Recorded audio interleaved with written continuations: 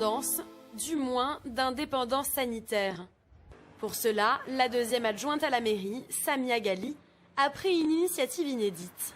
Je pense qu'il est important de créer un conseil scientifique de la ville de Marseille avec les collectivités, la préfecture, l'IHU, la PHM, l'hôpital privé, les marins-pompiers, voire la CCI, l'éducation nationale, tous ces organismes qui sont au contact de la situation sanitaire au quotidien. Il faut permettre à la maire de Marseille d'avoir des discussions sur le Covid et d'autres questions et faire en sorte que des personnalités marseillaises puissent discuter et faire des propositions plutôt que de laisser faire l'État. La proposition de l'ancienne sénatrice qui avait émergé à la fin du mois d'avril a été validée par le conseil municipal ce lundi. Marseille va se doter de son propre conseil scientifique et c'est Madame la maire, justement Michel Rubirola, médecin de profession, qui devrait le présider. Quant au professeur Didier Raoult, il pourrait lui aussi en être membre selon Samia Ghali. Si peu de détails sur cette nouvelle instance ont pour l'instant été dévoilés, le message, lui, semble clair. Les élus marseillais ne souhaitent plus dépendre de certains scientifiques parisiens, un avis qui ne fait pas l'unanimité. Je rappelle qu'il existe déjà, à l'échelle nationale comme à l'échelle locale, 10 instances compétentes en matière sanitaire. Dans cette crise, chacune de ces structures a une expertise propre et un rôle à jouer. Venir y ajouter un machin, purement marseillais, ne peut qu'ajouter de la confusion et de la cacophonie à un désordre déjà inquiétant. Une annonce qui intervient au moment où les restaurants de la métropole ex-Marseille peuvent enfin rouvrir, après une semaine de fermeture imposée par le gouvernement, alors que la capitale, placée en zone d'alerte maximale depuis lundi matin, n'a pour le moment subi aucune fermeture de ses restaurants. Vendredi dernier, au Mureaux, en région parisienne, Emmanuel Macron a dévoilé son principal axe de campagne. Ce à quoi nous devons nous attaquer, c'est le séparatisme islamiste. C'est un projet conscient, théorisé, politico-religieux. Le problème, c'est cette idéologie qui affirme que ses lois propres sont supérieures à celles de la République. Ce combat contre le séparatisme islamiste prend la forme d'un projet de loi qui sera présenté en Conseil des ministres le 9 décembre, avant d'être examiné par l'Assemblée nationale début 2021. L'ambition de ce projet de loi est de limiter l'enseignement à domicile et contrôler le financement des mosquées. Les enfants devront être scolarisés dès l'âge de 3 ans et la loi de 1905 sur la séparation de l'Église et de l'État sera modifiée pour libérer l'islam des influences étrangères. Le texte du projet de loi a été dévoilé par Gérald Darmanin sur Twitter. Qu'est-ce qu'on ne ferait pas pour être dans le coup? Et là, surprise, la lutte contre le séparatisme islamiste s'est transformée en projet de loi visant à renforcer la laïcité et à conforter les principes républicains. Un changement de pied qui a déçu ceux à qui le texte était destiné, la droite et l'extrême droite. On a compris. L'idée du président avec ce nouveau débat sur l'islam était de couper l'herbe sous le pied à tous ceux qui sont à sa droite et de ne surtout pas évoquer son propre bilan. Mais Emmanuel Macron a un second objectif, pilonner la France insoumise et Jean-Luc Mélenchon. Écoutez cette tirade du discours des Mureaux. D'abord, je tiens à saluer de manière républicaine ce que Pascal appelait l'esprit de finesse chez M. Mélenchon. Je n'ai pas le sentiment d'avoir tenu un discours contre les musulmans, mais tout le contraire. Mais vous voyez que son projet politique est la caricature pour impuissanter la République. Et c'est là où nous ne nous retrouvons pas. Pourquoi cette charge soudaine contre Mélenchon? Le journal du dimanche en a livré la clé ce week-end avec la publication d'un sondage sur la présidentielle de 2022. À 18 mois de ce rendez-vous, Jean-Luc Mélenchon apparaît être le candidat le plus rassembleur à gauche en cas de candidature unique. Il est aujourd'hui donné à 15%. Et si l'on sort la calculette, on s'aperçoit que sur le papier, le total des intentions de vote à gauche permettrait à un candidat unique d'être au second tour. D'où l'urgence pour l'Élysée de disqualifier Mélenchon et la France insoumise. Ça n'a pas tardé d'ailleurs. Pour preuve, cet incident lors de la séance des questions au gouvernement mardi. Alexis Corbière pose une question à Gérald Darmanin. Il nous semble évident que vous voulez fabriquer un agenda médiatique où durant des mois, vous répétez des mots qu'ensuite vous peinez à définir, tel le séparatisme, puisque vous l'avez abandonné dans le titre de votre futur projet de loi. Ainsi, vous contournez les problèmes sociaux et sanitaires qui déchirent notre pays en saturant l'opinion d'une question obsessionnelle, l'islam, l'islam, l'islam.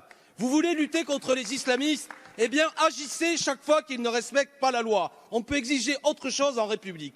J'affirme ici que les lois actuelles permettent déjà largement de régler les problèmes pointés par Emmanuel Macron vendredi dernier. À la sortie de la séance des questions, Alexis Corbière ne décolérait pas. Mais le point de départ de mon courroux d'aujourd'hui, c'est que quand on est ministre de l'Intérieur, on ne dit pas à un député que dans sa circonscription, je ne vois pas des éléments de radicalisation, alors que le représentant du ministre et de l'État, qui s'appelle Monsieur le Préfet, me dit l'inverse. On ne peut pas jouer avec ça. Dans ma circonscription à Montreuil-Bagnolet, il y a des honnêtes gens qui, bien sûr, pour certains, ont différents cultes, y compris pour entrer dans le détail, sont des musulmans, mais ils ne méritent pas qu'à cette tribune de l'Assemblée nationale, un ministre de l'Intérieur sous-entende qu'il y a des fanatiques religieux que je refuserai de voir. C'est un sujet trop sérieux. Et la manière dont, à mon avis, un peu hâtive, dont le ministre m'a répondu, démontre qu'en vérité, derrière leur baratin et leur buzz, il y a du flanc, il n'y a rien. Il y a peut-être des gens terroristes, violents, armés, mais il y a surtout des gens, après, qui sont dans des logiques d'un rapport radical à la religion, mais il y en a dans toutes les religions, par ailleurs. Emmanuel Macron entend jouer sur les peurs pour l'emporter en 2022. Peur de l'islam, peur du musulman, peur du terrorisme. Le revers de cette stratégie, c'est qu'elle crédibilise Marine Le Pen. À ce petit jeu, les électeurs pourraient bien préférer l'original à la copie de l'Élysée. Monsieur Darmanin a décidé, puisque la drogue c'est de la merde, comme il le dit, on peut être tout à fait d'accord avec lui sur ce point, de lutter contre elle en passant à la contravention sur les consommateurs et les usagers. Mais il y a une hypocrisie fondamentale là-dedans. Nous sommes le pays le plus répressif d'Europe et sans doute le pays le plus consommateur de cannabis. C'est bien que le tout répressif ne fonctionne pas. Mais surtout, quand on s'attaque à l'usager, il est faux de considérer qu'on s'attaque au trafic. Le trafic, lui, continue. Et hier, je découvrais les chiffres qu'une ancienne policière nous donnait. Elle nous expliquait que dans leur temps libre, en dehors des bureaux et en dehors de toutes les paperasseries qu'on leur demande de produire, 56% du temps d'un policier sur le terrain est affecté à la répression de l'usage de drogue. Pas des trafics, mes amis, de l'usage. Et parmi ces 56%, 90% pour l'usage de cannabis. Pourquoi ? Parce que derrière, il y a une politique de chiffres tout à fait lucrative. J'ai découvert que pour des policiers, il vaut mieux attraper 10 fumeurs de hashish qu'un braqueur de banque. Parce que ça rapporte de l'argent, parce qu'il y a des primes à la fin du mois, parce qu'avec l'arrestation de ces personnes, simples usagers, eh bien vous pouvez avoir des primes qui atteignent jusqu'à 2000 € par mois pour des commissaires et 800 € par mois pour des policiers. Voilà une politique qui est strictement inefficace. Si nous voulons une politique efficace en matière de santé publique, non pas que nous ayons un attrait particulier pour la fumette, mais la légalisation permettrait véritablement non seulement de tarir le trafic, et d'abord de tarir le trafic, mais aussi de mener de véritables politiques de santé publique pour que nos jeunes n'aient pas à fumer n'importe quoi, n'importe comment, sans encadrement. Voilà des éléments qui nous semblent être des éléments de retour à la raison. Cette lettre commence à être très connue dans le milieu enseignant, puisqu'elle a été publiée dans les groupes nationaux et dans les groupes académiques, dans plusieurs associations comme les Stylos Rouges, les 800 000 feignasses, etc. Cette lettre est cautionnée par le milieu enseignant. Donc, il commence à y avoir des articles dans Agoravox, sur un blog de Mediapart. Donc il faut absolument que cette lettre soit connue, non seulement des enseignants, mais aussi du public, parce que quand même, beaucoup de gens ont des enfants qui subissent ce qui se passe en ce moment. Donc je vais directement à la lecture de cette lettre. Madame la rectrice, nous ne pouvions pas ne pas profiter de votre visite sur le terrain, c'est comme ça qu'on dit là-haut, n'est-ce pas, pour vous en parler de ce terrain, celui-là, le nôtre, celui de nos élèves, celui de professeurs, d'agents, d'AESH, de personnels administratifs qui essaient depuis des années de se faire entendre et qu'on méprise, qu'on muselle, qu'on réprime. Alors, cette parole qu'on ne nous donne pas, aujourd'hui, nous la prenons pour vous rappeler 2 ou 3 choses et pour vous mettre en garde en tant que représentante d'une institution qui nous maltraite.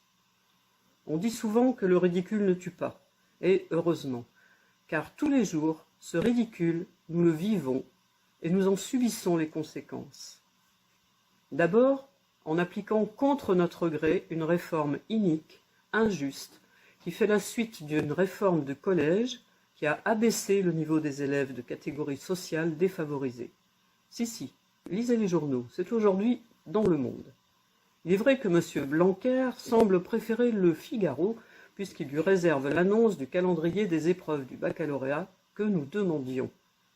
Une réforme qui vide de sens tout notre travail, qui réduit les horaires à peau de chagrin, qui permet de supprimer des demi-groupes pour, le plus possible, bourrer les élèves dans les classes, entassez-vous à 35-36, dans un calendrier délirant, les épreuves de terminale se déroulant en mars. Une réforme qui a disloqué ce qu'est une classe pour lui préférer une individualisation, les parcours de réussite qui ne le sont que pour les favoriser, laissant de côté, sur le bord du chemin en langage rectoral, les élèves les plus faibles. Une réforme où le professeur se voit de plus en plus réduit à un rôle d'exécutant, d'ouvrier spécialisé de sa matière, sans pensée, sans réflexion. Ensuite, en regardant notre feuille de salaire toutes les fins de mois, le ridicule ne tue pas. Dommage, pensons-nous parfois, lorsque notre ministre met en place un observatoire des salaires il y a 2 ans. Mais c'est vrai au fait. Combien est exactement payé un AESH en lycée? Si, vous savez, ces gens qui incarnent la priorité au handicap martelé par le gouvernement. Combien alors? 1 200 € net par mois pour un temps plein, ce qui n'est presque jamais proposé par les services du rectorat. Pour une école de l'inclusion, entendons-nous sans cesse dans la communication ministérielle, pendant que les écoles spécialisées ferment les unes après les autres, et nous traduisons pour une école de la précarisation au moindre coût. Nous voyons aussi la gestion du Covid par les services ministériels. Jamais Magritte n'a été plus actuelle. Ceci n'est pas un restaurant. Devrait-on placarder sur des cantines qui accueillent plus de 800 élèves par jour, quand des restaurants peuvent en accueillir 30 ? Lorsqu'une politique sanitaire se résume à la fourniture de masques qui ressemblent à des slips, et pas plus de 5, quand un professeur n'a jamais vu un médecin du travail depuis sa titularisation, quand ce professeur se voit imposer un jour de carence pour le responsabiliser lorsqu'il est malade, quand ce professeur s'égosille dans son masque dans des salles de 35 mètres carrés avec un élève par mètre carré, nous nous réjouissons qu'en termes sanitaires également, le ridicule ne tue pas. Enfin, et c'est aussi une manière de finir par où nous avons commencé, nous assistons non seulement à une casse en règle du service public, de notre métier, de la possibilité de faire bien notre métier, mais nous sommes aussi criminalisés pour défendre ce qui nous est cher, un enseignement de qualité, des épreuves de baccalauréat qui ont du sens, une retraite qui ne ressemble pas à une obole. Pour la première fois, des collègues sont mis à pied, menacés pour leur engagement syndical, pour leur lutte contre des réformes scélérates et se retrouvent mis au banc de la communauté enseignante. C'est aux collègues de mademoiselle que nous faisons référence, mais peut-être bientôt à nous-mêmes, car dire la vérité à une rectrice, n'est-ce pas déjà insulter l'institution qui nous nourrit? C'est pour toutes ces raisons, et parce que nous sommes pleins d'humanité, que nous nous réjouissons que le ridicule ne tue pas.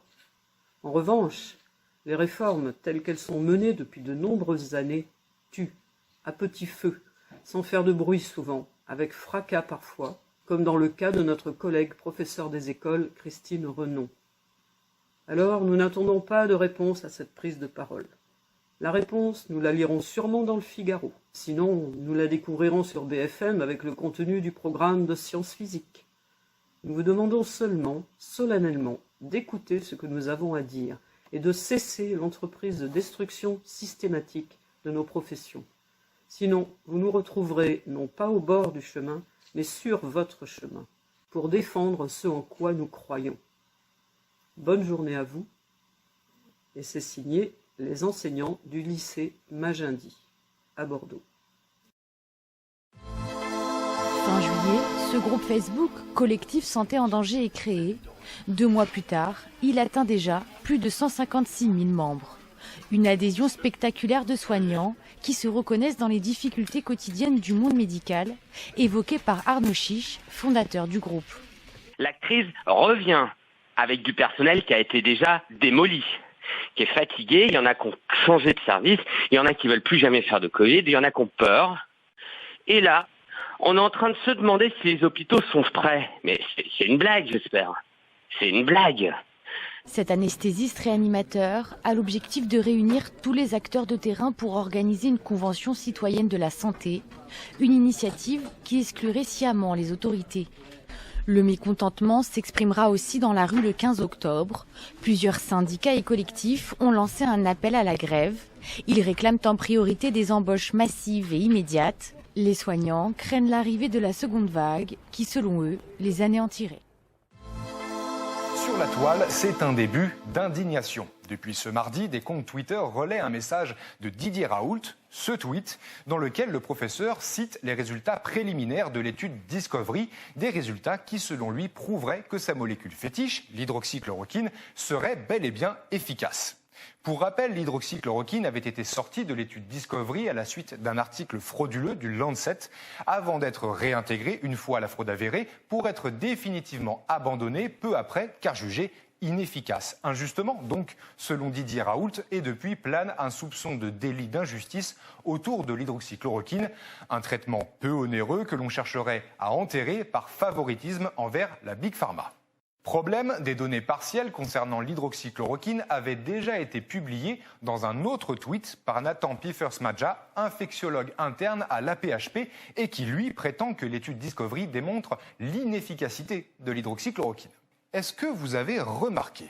Les deux tweets qui se contredisent illustrent leurs propos à l'aide de la même image, des mêmes chiffres rigoureusement. Si l'on en croit donc l'interprétation de ces chiffres par les deux infectiologues, l'hydroxychloroquine est à la fois efficace et inefficace. Alors qu'y croire ? La question se pose en fait régulièrement au gré de la publication des études scientifiques. Ici, une étude italienne qui démontre l'efficacité de la molécule, là, une étude belge qui parvient aux mêmes conclusions, mais là, une méta-étude qui prétend l'inverse. On ne sait plus quoi penser, et ça tombe bien, c'est comme ça que la science fonctionne, sauf qu'on l'a oublié. Cela fait 7 mois que l'on dit à peu près tout et son contraire sur l'hydroxychloroquine, comme à propos de Didier Raoult, tour à tour Messie génial, victime du complot politico-pharmacico-parisien, ou bien escroc fer de lance de la dissidence marseillaise uniquement guidée par une quête de gloire personnelle. Et bien entendu, se relaient dans les médias les partisans des deux camps, des invités plus ou moins concernés et aussi, il faut le dire, plus ou moins compétents. Parce que pour appréhender les résultats d'une étude et pour juger de sa crédibilité, encore faut-il savoir ce qu'est un protocole d'essai clinique, un essai randomisé, un groupe contrôle, un test en double aveugle, un effet placebo, ce que signifie la p-value, un odds ratio, un rapport de risque, un risque relatif, un intervalle de confiance, et j'en passe. Vous ne maîtrisez pas tous ces termes, je vous rassure, la plupart de ceux qui s'expriment tout de même sur le sujet non plus.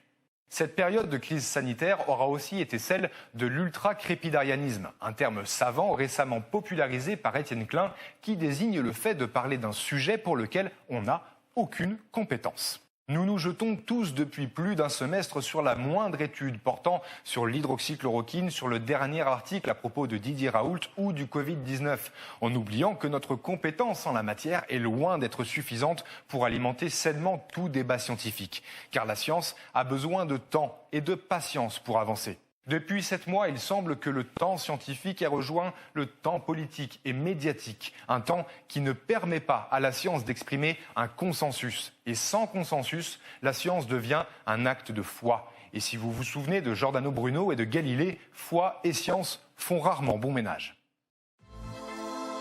Depuis ce que nous savons sur l'avancée de la catastrophe climatique,